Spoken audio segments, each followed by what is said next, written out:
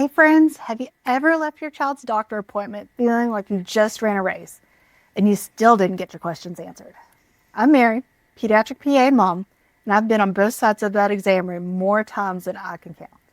Today, I want to explain why appointments feel so rushed and give you a simple, realistic plan to make those short visits actually work for you and your child.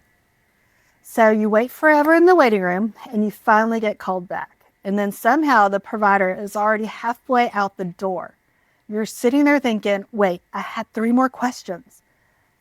I've felt that frustration as a mom. And working in pediatrics, I see how often parents leave visits wishing they had more time. So let's talk honestly about what's really happening and how you can walk out of appointments feeling calmer, clearer, and more confident instead of rushing and overwhelmed. When your provider seems rushed, it almost never means that they don't care. I know it feels personal, but here's what's actually happening behind the scenes. Most pediatric offices book appointments every 15 minutes. That sounds reasonable until you look at how that time is actually used. Your provider may only have 7 to 10 minutes of face-to-face time with you. The rest of that visit includes charting, ordering labs, sending in prescriptions, documenting for the insurance, or reviewing prior records. All of that has to be done accurately, often during or immediately after your visit. Now let's add real life. The appointment before you might be a child newly diagnosed with asthma, which means teaching inhaler techniques, reviewing action plans, and answering anxious parent questions. That 15-minute visit now is 30 minutes. Then the next visit is a well child check, where a parent brings up developmental concerns that can't be rushed. By mid-afternoon, the provider may be 45 minutes to an hour behind, not because they're inefficient, but because they're trying to give appropriate care to every child. There's also something called acuity, which simply means how sick a patient is. A higher acuity patient needs more time. And when that happens, the entire schedule shifts. The provider isn't choosing to rush you. They're trying to do the impossible: balance quality care, time limits, and an overloaded system. And in the U.S., that system is under real strain. We have a significant shortage of pediatric providers, physicians, PAs, and nurse practitioners. That means fewer clinicians seeing more patients, often with longer wait times and fuller schedules. I'm not saying this to excuse poor communication.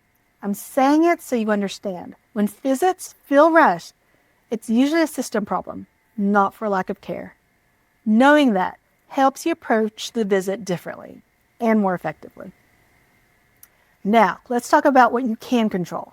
This is my favorite tool, and it works.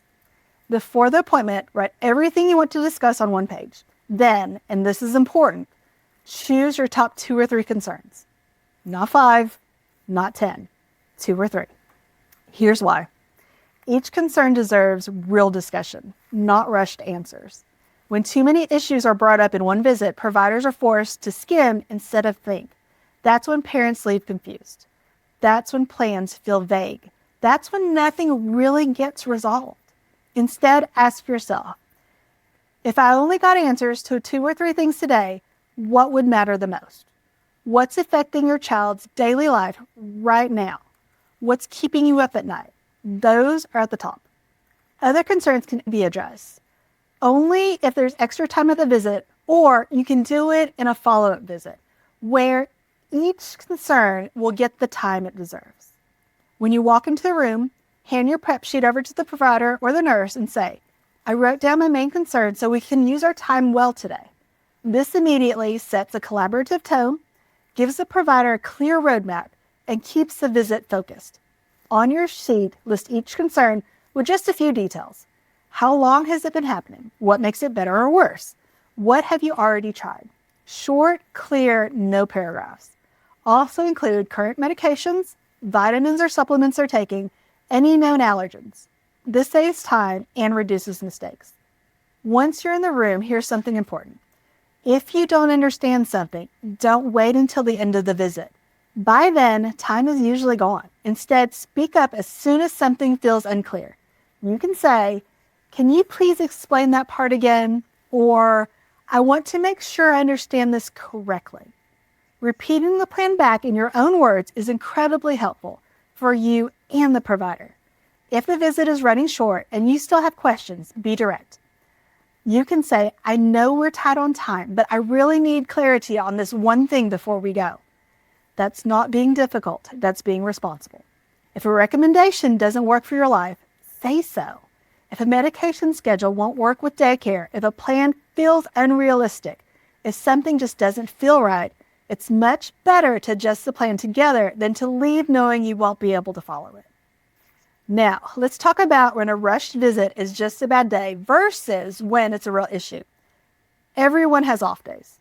If a provider seems tired or behind schedule, but still listens, answers questions, explains the plan, and makes sure that you understand the next steps, it's likely just a tough day in a busy practice. Red flags include never making eye contact, consistently brushing off your concerns, making you feel silly for asking questions, or repeatedly ending the visits without addressing your main concern. And if your gut tells you something isn't right with your child, pay attention to that. You know your child best. Asking for clarification, follow-up, or even a second opinion is not disloyal. It's advocacy. Advocacy gets easier with practice. After appointments, take a few minutes to reflect. What worked well, what didn't, and what would you do differently next time? Keeping a simple health journal can also help. Symptoms, patterns, what helped, what didn't are all great things to put in it. Over time, this makes your conversations clearer and more productive. And when it comes to office staff, kindness goes a long way. Use a calm tone, tell them thank you, and just basically be respectful.